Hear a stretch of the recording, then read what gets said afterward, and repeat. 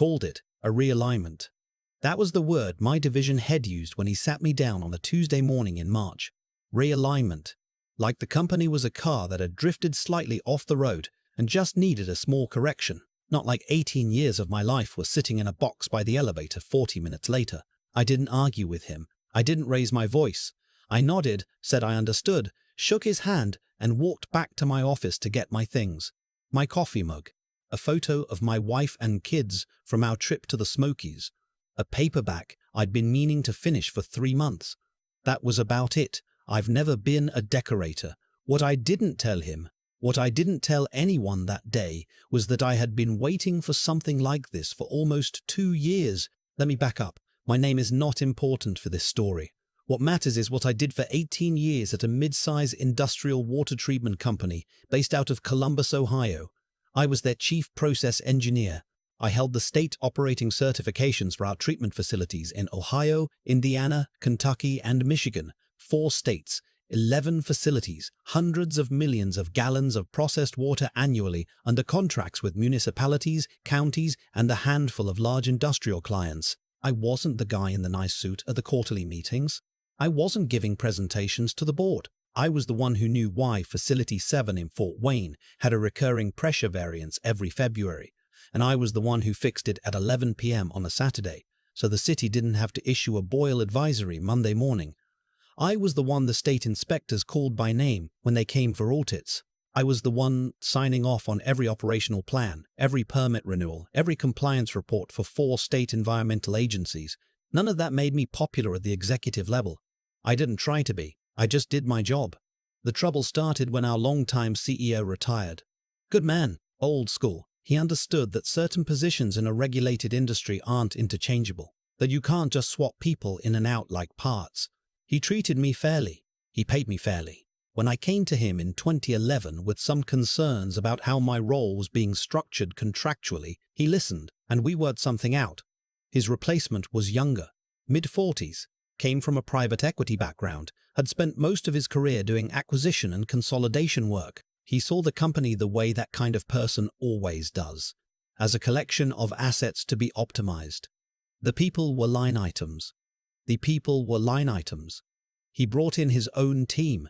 His chief of staff had never worked in water treatment in her life.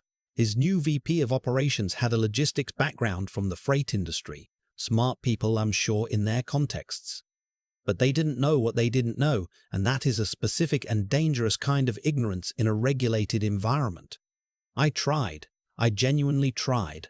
I sat in the onboarding meetings.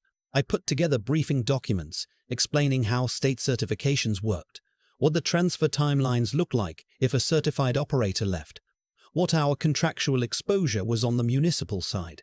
I sent those documents to his chief of staff. I followed up twice. I got back a reply that said they appreciated the input and would circle back. They never circled back. A year in, they started talking about consolidation. They wanted to restructure the engineering division, fold my role into a broader operations function, bring in a younger engineer from one of the acquired subsidiaries to streamline. The guy they had in mind was 29 years old and had 18 months of field experience. He was sharp enough, but he had no state certifications, no established relationships with regulators, and no idea what he was walking into. That's when I started paying very close attention to my contract. I had negotiated that contract in 2013 with the previous CEO. We'd gone back and forth for about 6 weeks. My attorney at the time, a sharp woman who'd spent 15 years doing employment and regulatory work, had helped me build in several provisions that we both knew were unusual, but that she insisted were enforceable if properly documented. The most important one was what we called the continuity of certification clause. It wasn't complicated, but it was specific. It stated that in the event of my termination, voluntary resignation, or role elimination, the company was obligated to ensure a fully credentialed replacement was in place and approved by all relevant state regulatory bodies before my separation could be finalized. Specifically, the replacement had to hold active operator certifications in all states where the company had permitted facilities under my oversight, and those certifications had to be independently verified by each state agency, not assumed, not pending, not provisional. It also stated that until that condition was met, the company remained liable to me for my full compensation and benefits, and that I retained right of access to all operational documentation necessary to maintain regulatory compliance on behalf of any facility under my certification. We had included it because my previous employer, years before, had handled a transition badly and a facility had gone briefly out of compliance. Nobody got hurt, but it was a close call and it cost the company significantly. My attorney felt strongly that a provision like this protected both parties. It protected me from being cut loose abruptly, and it protected the company from doing something negligent without realizing it. The previous CEO had read every word of that contract. He'd pushed back on 2 provisions, we'd compromised, and he'd signed it with full understanding of what he was agreeing to. The new CEO's legal team had reviewed it when he took over, or at least someone had signed off saying they had. Whatever review they did, they either didn't understand the clause or didn't think it would ever matter. It mattered. On the Tuesday they let me go. I came home around noon. My wife was working from home that day. She's a school psychologist, does telehealth sessions in the afternoon. She saw my face when I walked in and knew immediately. We sat at the kitchen table for a long time. I told her what had happened. She didn't panic. That's one of the things I've always loved about her. She has this quality of stillness when things go wrong. She asked the right questions. She asked if I called my attorney. I hadn't yet. I wanted to sit with it for a few hours first. That evening, after dinner, after the kids were upstairs doing homework, I went to my desk and pulled out the folder I had kept for exactly this situation. My original contract, every amendment, every addendum, the certification records for all 4 states, the renewal timelines, a log of every communication I had sent to the new executive team that had gone unanswered or unacknowledged. I called my attorney the next morning. She's semi-retired now, but she took my call. I walked her through what had happened. She was quiet for a moment after I finished. "Did they give you anything in writing about the replacement plan?" she asked. "Nothing," I said. "They mentioned the guy from the subsidiary in a meeting 2 months ago. I don't think they've even started the certification process." "Okay," she said. "Let me ask you something. Do you know what the reciprocity timeline looks like for Ohio to recognize an out-of-state certification?" I knew it well. Ohio didn't do automatic reciprocity for Class 4 water treatment operators. An applicant had to submit a full application, provide documentation of equivalent experience, pass a state-specific examination, and wait for board approval. The board met quarterly. Average processing time, once an application was complete, was 4 to 6 months. Indiana and Michigan had similar processes. Kentucky was slightly faster, but still required a minimum 90-day review period. I told her all of this. She was quiet again for a moment. 90-day review period. I told her all of this. She was quiet again for a moment. Then she said, "They can't legally separate you yet. I didn't do anything dramatic. I didn't call the company and make demands. I didn't email the CEO. I contacted the HR director I'd worked with for years, a decent, straightforward woman who I knew was not part of the new inner circle and who had always been straight with me. I sent her a brief email. I told her I understood the company's decision. I said I had reviewed my contract and wanted to bring a specific provision to her attention before we finalized anything. I attached the relevant section of the contract, highlighted. I attached the state certification requirements for all 4 states. I attached the current certification records, showing that no replacement had been credentialed. I sent it at 8:47 in the evening. I went to bed.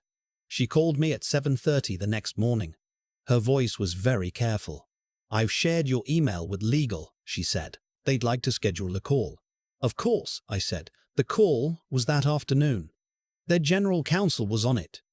2 outside attorneys, the HR director, the chief of staff. Their general counsel opened by saying they didn't believe the provision was enforceable in the way I was characterizing it.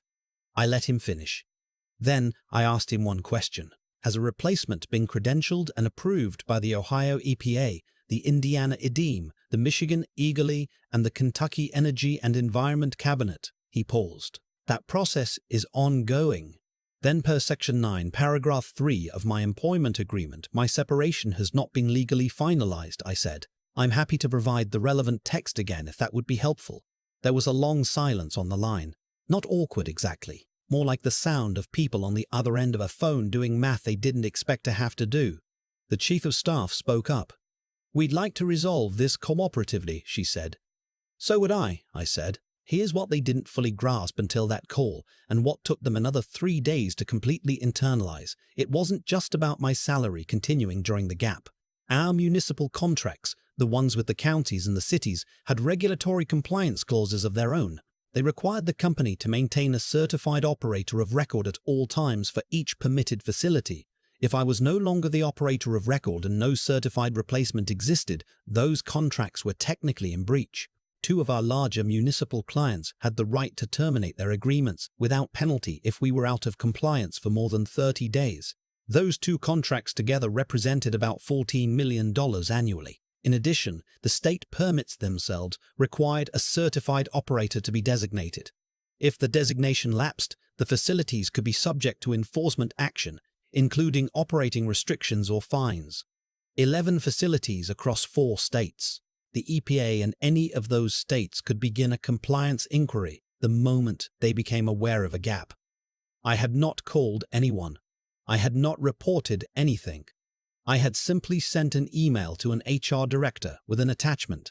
But the math was sitting there, and eventually their attorneys did it. Over the next 2 weeks, I had 3 more calls with their legal team and 2 with outside mediators they brought in. My attorney joined me for the last 2. They tried several approaches. They suggested that the provision was ambiguous. My attorney pointed to the specific language and the state statutes that it referenced by name, language we had deliberately chosen in 2013 to make it unambiguous. They suggested that I was not acting in good faith. My attorney pointed to the 18 months of documented communications I had sent to the executive team, unreturned, about exactly this risk. They suggested a modified severance arrangement that was, to put it generously, insulting. My attorney said 3 words: "We'll consider litigation." They asked for a week. What they came back with was significantly different from the original separation offer. I won't share the exact number, but I'll say that it was more than 3 times what they had originally proposed. They also agreed to a structured consulting arrangement, 6 months at a defined rate, during which I would assist with the certification transition for the replacement operator. That gave them regulatory cover and gave me continued income while I figured out my next step. The separation agreement included a mutual, non-disparagement clause, so I was careful about what I said and to whom for quite a while afterward. But I'll say this: the 18 months of documented outreach I had done, sending those briefing documents and getting no response, was the foundation of everything. Not the clause by itself. The clause plus the paper trail. The thing my attorney had told me in 2013 when we were negotiating the original contract was this: provisions are only as strong as your ability to demonstrate that you gave the other party every reasonable opportunity to understand and comply. I had given them that opportunity, repeatedly, in writing. With follow-up, they had chosen not to take it. I used the consulting period to do something I had been thinking about for a few years. I started building a small independent firm with a former colleague, a man I'd worked with early in my career, who had gone on to run operations for a regional environmental services company. He reached out to me about 3 weeks after my separation became public within the industry. We had lunch. We talked for 3 hours. 6 months later, we had our first client, a mid-sized municipality in western Ohio that had been underserved by a larger contractor and was looking for something more attentive. We knew the work. We knew the regulators. We knew what compliance actually looked like from the inside.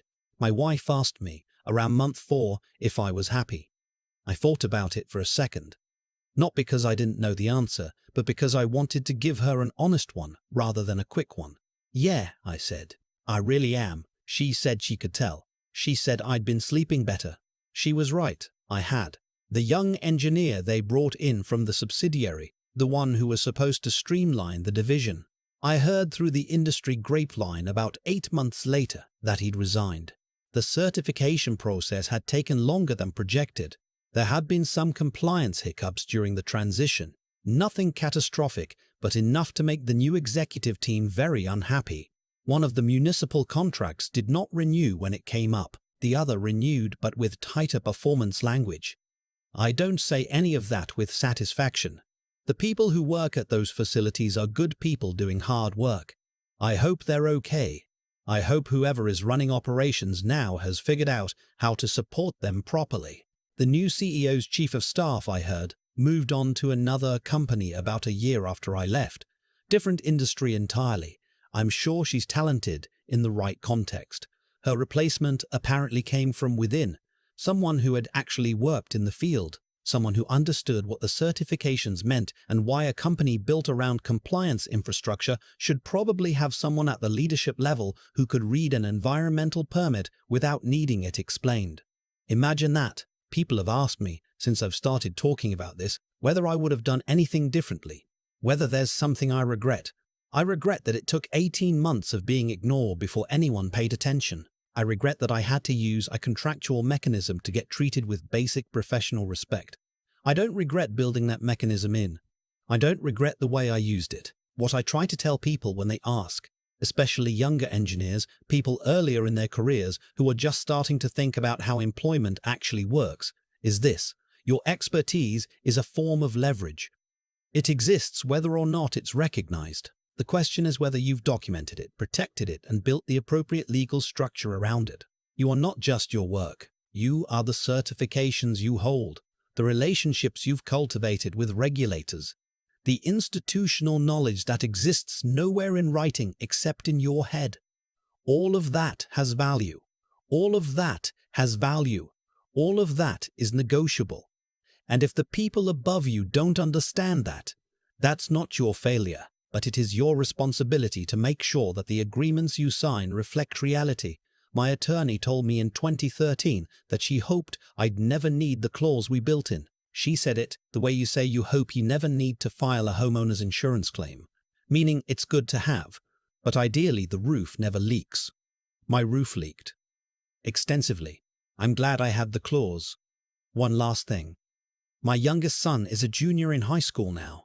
He's been talking about engineering, civil, maybe, or environmental.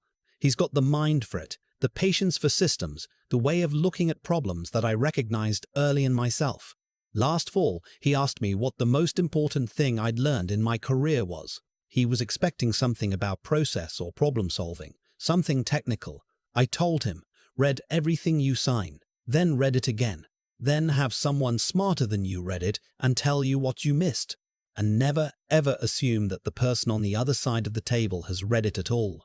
He looked at me for a second, then he said, "Is that why you kept your job even after they fired you?" I laughed. More than I expected to. "Yeah," I said, more or less. He nodded like that made perfect sense to him. Then he went back to his homework. I've thought about this a lot in the months since everything settled. Not obsessively. I'm not that kind of person. But in the quiet way you think about something when it finally stops hurting and you can look at it clearly. What happened to me wasn't unusual. That's the part people don't want to hear. Every week, somewhere in this country, someone who built something real inside a company gets walked out the door by someone who doesn't fully understand what they're losing. It happens in engineering, in medicine, in finance, in education. It happens wherever expertise is invisible until it disappears. What was unusual was that I was ready. I didn't get ready because I saw it coming exactly. I got ready because years earlier I had sat across a table from a careful, experienced attorney who asked me a question I hadn't thought to ask myself. If they let you go tomorrow with no warning, what happens to the 11 facilities you're responsible for? I didn't have a good answer. She helped me build one. And then I signed a contract that reflected reality, the actual reality of what my role meant, not the polished version that looks good in an org chart. That's the thing about integrity in professional life. It's not just about doing good work. It's about being honest with yourself, with the people you work for, about what the work actually is and what it actually requires. For 18 years I told anyone who would listen that regulated infrastructure can't be handed off like a spreadsheet. Most of them nodded and moved on. A few of them never listened at all. The contract I signed wasn't hostile or aggressive. It was just honest. It said, here is what I do, here is what replacing me actually requires, and here is what happens if you don't account for that. The people who let me go were not bad people. They were careless people. There's a difference. Carelessness isn't malice. It's just the assumption that everything will work out, that the details will handle themselves, that the people below you on the org chart are more interchangeable than they actually are. That assumption has a cost. In my case, they paid it. What I keep coming back to when I talk to younger engineers or to anyone who asks about this is something simpler than strategy or leverage or contract law. It's this: know what you're worth, document what you do, and never mistake being overlooked for being dispensable. Those are three different things. I was overlooked for the better part of 2 years. I was never dispensable. The contract I signed in 2013 didn't create that reality. It just named it. My wife asked me once, early in our marriage, how I stayed so calm when things went wrong at work. I told her I didn't know. I think I do now. It's because I had done the work beforehand. Not just the engineering work, the harder work of understanding my own position clearly enough to protect it. When they called it a realignment and handed me a box, I was calm because I already knew what I was going to do. I had known for a long time. That's what I want my son to understand when he's older and building his own career. The steadiness doesn't come from being fearless. It comes from being prepared. Read what you sign, know what you're worth. And when the moment comes, and at some point, for most people, a version of that moment comes, let the work you did quietly, in advance, speak for you. It usually speaks pretty clearly.